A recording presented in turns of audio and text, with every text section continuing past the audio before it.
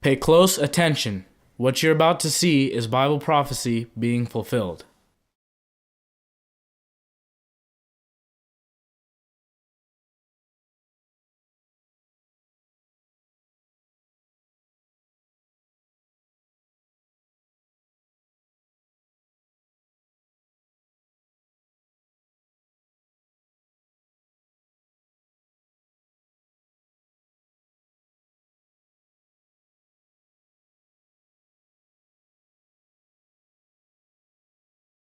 Welcome to another edition of YPN News, bringing you news as it relates to Bible prophecy and foretold by Israel Hawkins. Well, of course, as we've been reporting lately, we've got a war in the news, the issues between the United States and North Korea. Russia's back in the news, as well as looks like President Trump has changed his stance on some of the things that he was talking about during his campaign.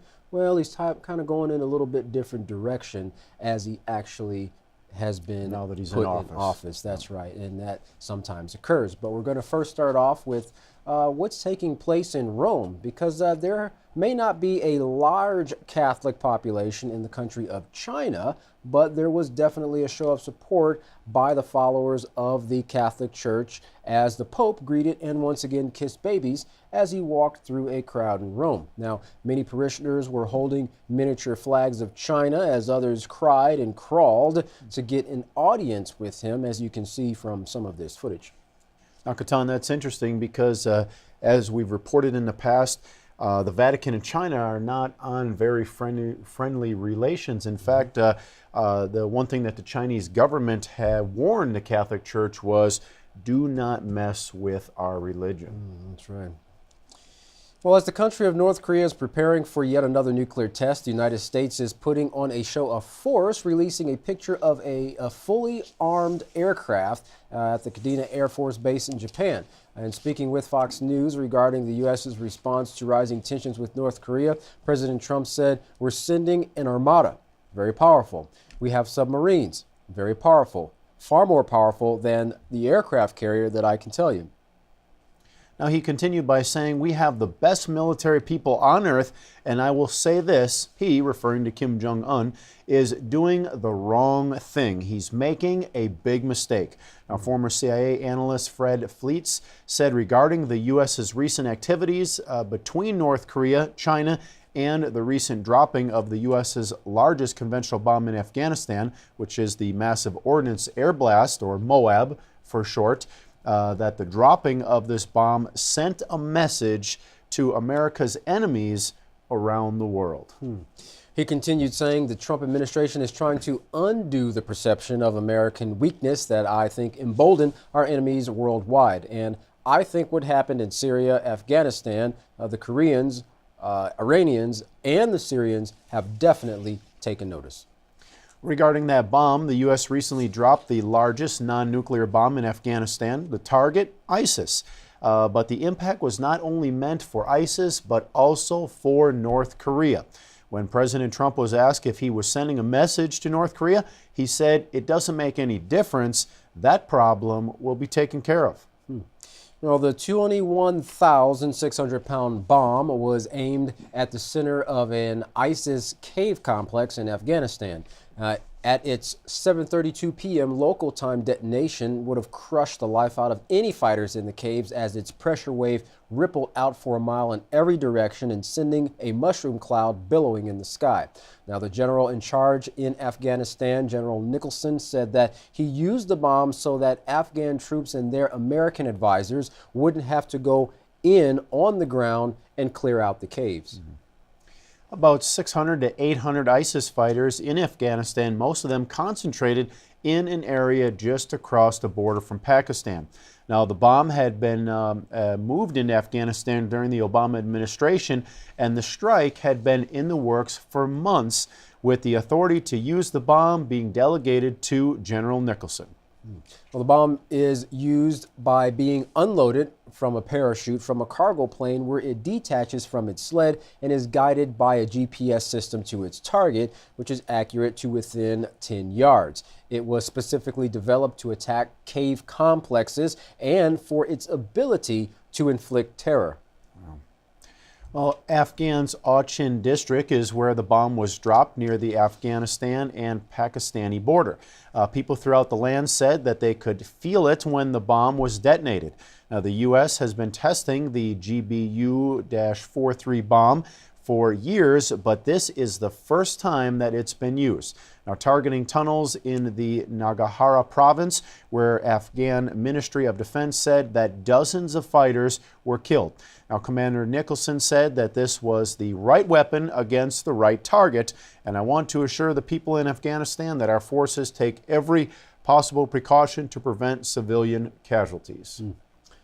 Although the Afghan government has confirmed that it knew of the attack before it happened, not all in the country are praising the U.S.'s actions. Former Afghan President Hamid Karzai said, "I vehemently and in the strongest words condemn the dropping of the latest weapon. The largest non-nuclear weapon, #bomb," because he tweeted this information out, on Afghanistan by the U.S. military. It is not the war on terror, but inhuman and most brutal misuse of our country as testing ground for new and dangerous weapons.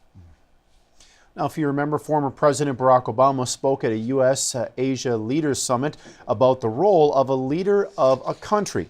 Now, during that speech, he said, "Being president is a serious job. It's hard, and a lot of people count on us getting it right. Well, sometimes it requires you making hard decisions, even when people don't like it, and doing things that are unpopular and standing up for people who are vulnerable and don't have some powerful political constituency."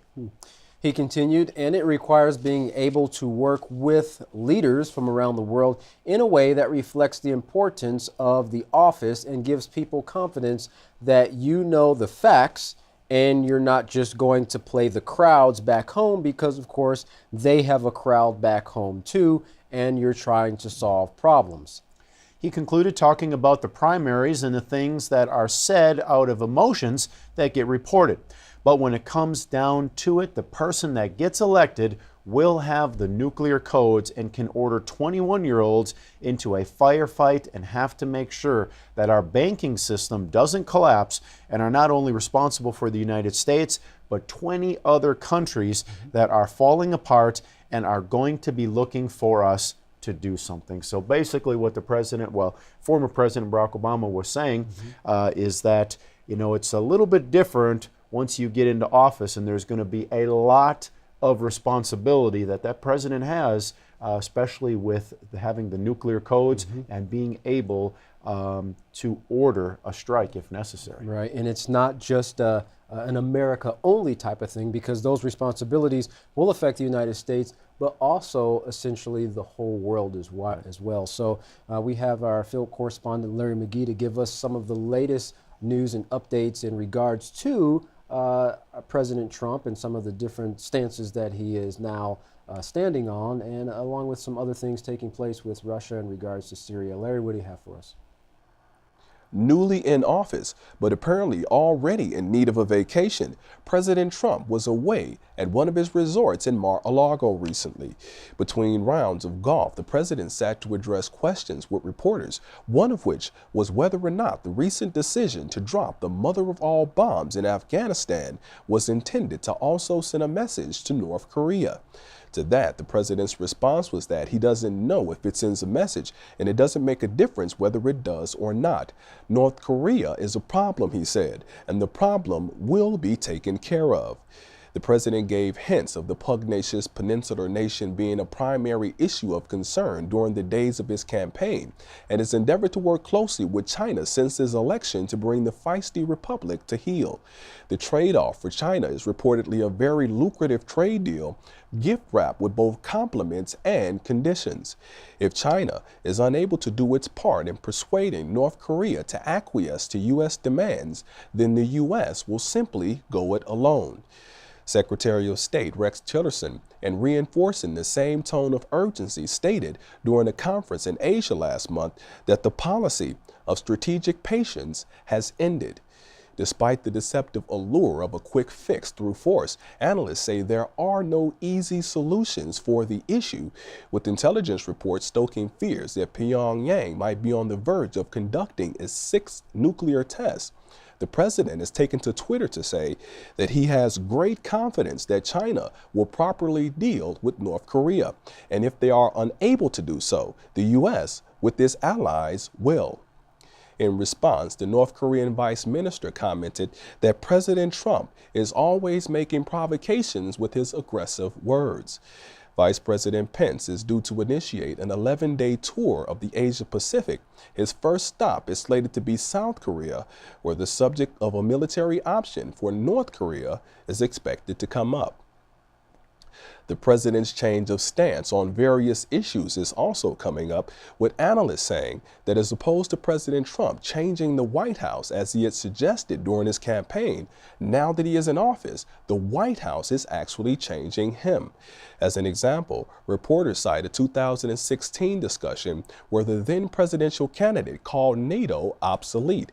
Fast forward to 2017, the president is now referencing NATO as the bulwark of international peace and security. Last year, the presidential hopeful described China as raping America. A year later, in 2017, President Trump describes his relationship with President Xi Jinping as outstanding. There's Russia, which was a potential friend in 2016, but the president now says that relations between the U.S. and Russia are at an all-time low. And rounding things off, while President Trump campaigned on the idea that America should adopt the policy of non-interventionism, since assuming office, analysts say that President Trump has executed the objectives of the military-industrial complex. Arvind Vohra of the U.S. Libertine Party says the incumbent president during his campaign argued constantly that the U.S. should not be involved in Syria and that America should pull out of NATO, which are both very popular opinions among the American people. But now that he has officially taken over the reins, he is advocating military action in Syria and endorsing continued membership in NATO. The major difference, Vohra believes, is that President Trump is now the one that the military-industrial complex is turning to, and so now he is the one who is currying favor. The president's latest decision to strike Syria is being seen as an example of the aforementioned, with Russia condemning the measure as an act of aggression. Foreign Minister Sergei Lavrov made the comments at three-way talks held recently between Iran, Syria, and Russia in Moscow to discuss resolving the conflict. At the three-way press conference, all three parties roundly condemned the strike, with Foreign Minister Lavrov stating that breaking international law is unacceptable and that such aggressive actions are aimed at undermining the peace process. Additionally, Russia is calling for an extensive and independent inquiry, and that position is also being supported by Syria's Foreign Minister Walid Mu'allim. Mr. Mu'allim stated that the question is knowing why the U.S. would fear an investigation committee. Why did they commit this act of aggression, he said, even before a committee of inquiry was established? Do they want to reduce international relations to the law of the jungle, he asked. Earlier this week, Moscow vetoed a UN Security Council resolution demanding a swift investigation into the chemical weapons attacks in Syria, rejecting claims that President Assad was behind the attacks. For YPN News, I'm Larry McGee. Gatan Jeff, back to you. Well, I guess the U.S. wanting to do a real quick investigation isn't helping their stance any, especially when Russia's wanting to do a thorough investigation. That's leading to more people speculating that this really isn't the Assad government behind these gassing of the people. You think with so many people's lives at stake and military decisions, you want to make sure you've got all the facts. Right.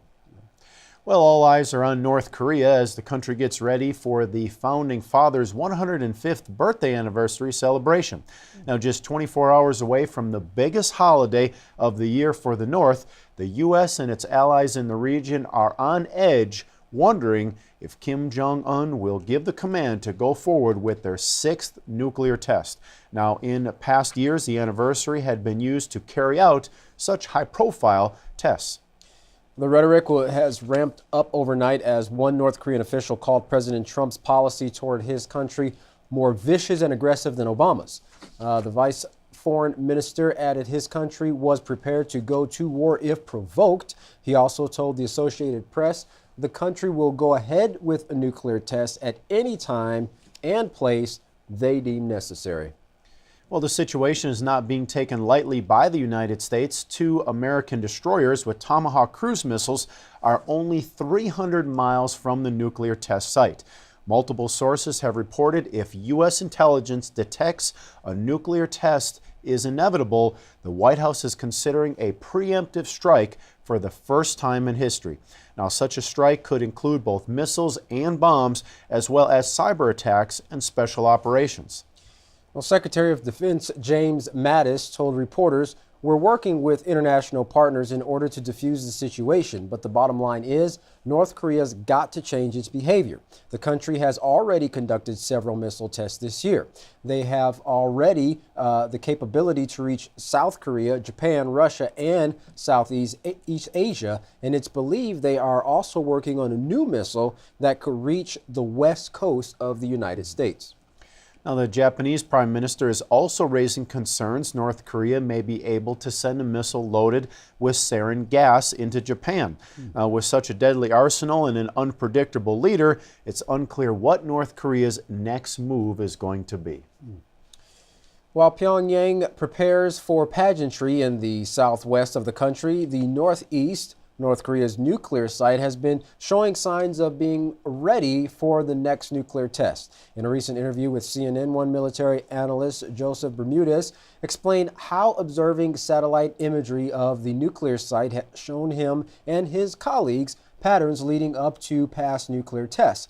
Bermudez is with the monitoring group 38 North and says these patterns lead him to believe another test by the North Koreans could be in the very near future. Mr. Bermudez described the pattern, saying, "We've looked at this location for several years now, and we see a pattern to activity. We see low-level activity when they are not planning a test, and we see a gradual increase near their north portal. And for the past 2 months, maybe a little longer, we've seen increased activity around the portal." Now, this includes the presence of trucks, trailers, the pumping out of water from inside the tunnel. We've also seen equipment coming and going, and of course that's where they test these their missiles here, and of course we'll talk about a little bit more, but the deeper they go, the more I guess the bigger explosion they would be able to handle in the mountain. Interesting. When asked if they can deduct through the satellite photos if the North Koreans are ready for another test, he said, "Everything that we see suggests that they could test at any time that they want to from this point on." Bermudez went on to explain this decision to actually test is in one person's hands. That's Kim Jong-un. Kim Jong-un has to sign an order. It's a very special order, and he's the one that makes the final decision. But is it the right time to test? Well, Mr. Bermudez says, yes, the timing from the North Korean perspective is ideal. Whether they do or not, once again, dependent upon Kim and how he's reading the international situation. The comments by the Chinese government, obviously the U.S. statements, and the movement of the carrier task force to the area. All of this is going to factor into his decision. But Kim Jong-un is not easily predictable. So Bermudez also says we'll have to wait and see. Well, Bermudez was asked to explain what the purpose of North Korea's nuclear tests are for. From their own statements, he said they are producing and testing warheads for ballistic missiles. There's a natural progression in which you test, especially nuclear weapons. He speculated, saying it's likely that they're moving forward in the developing of smaller miniaturized warheads, and they're also trying to combine various fissile materials, that's elements that are able to undergo nuclear fission so that you can have an actual warhead, and radioactive elements to enhance the yield of the warhead, especially one that is smaller. Well, once a test has been conducted, just what can be seen from the satellite photos since the tests take place underground? Mr. Bermudez shared, from what we can tell, each test has gone a little deeper or further into the mountain, which the tunnel entrance is at the base. by going deeper and further under the mountain, you put more bulk, more mass above it, and that tends to hide any surface effects. So he's saying basically they can also hide it from they must know that the U.S. and other countries are watching them from the air. So they're talking about hiding it, and he said, which they do intentionally, of course, so we will not understand the level of their technology. So they do want to be secretive about their tests. Right. He continued, it also prevents the escape of radionuclides, which are the way we sniff the air to see what they actually did. They've been relatively good at this in the past tests. Now, if they do a test, or if they do test a hydrogen bomb or a much larger bomb than the previous ones, there's a possibility that we might see some surface disturbance. You might see a cave-in on the mountain that's right above it, or you might see landslides, things of that nature. That's right. Well, when he was asked how close Kim Jong-un is to having combined his ballistic missile with a successful nuclear-tipped warhead, Bermudez was uncertain. He explained the difficulty in accomplishing such a task by saying a nuclear warhead ballistic missile undergoes tremendous stress. He said when you launch the missile, it vibrates intensively. Then there are excessive G-forces pushing it down. Then when the engine cuts off, there's deceleration and there's negative G-forces, and as it re-enters, there's tremendous heat and vibration. This is a real challenge. So they're still unsure how far Kim Jong-un and all his technology and testing has got. Yeah, because it's not just making a nuclear warhead and sticking it on a rocket. There's a lot of variables to consider. Well, in previous tests, the monitoring group has not seen evidence that North Korea has made this kind of achievement. The demonstration of that would be very disconcerting, Bermudez concluded. He and his colleagues at 38 North correctly predicted the last nuclear test carried out by North Korea in September of 2016. Now everyone is watching to see if this sixth test will take place and the outcome surrounding it.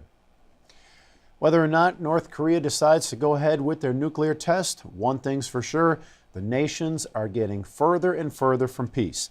The nuclear bombs that can darken the sun started in 1934, which means this generation is near its end. Now, the House of Yahweh was also established in the same generation and is now gathering people before the great 1 hour burning. Don't miss out on the greatest gathering that has ever taken place for mankind.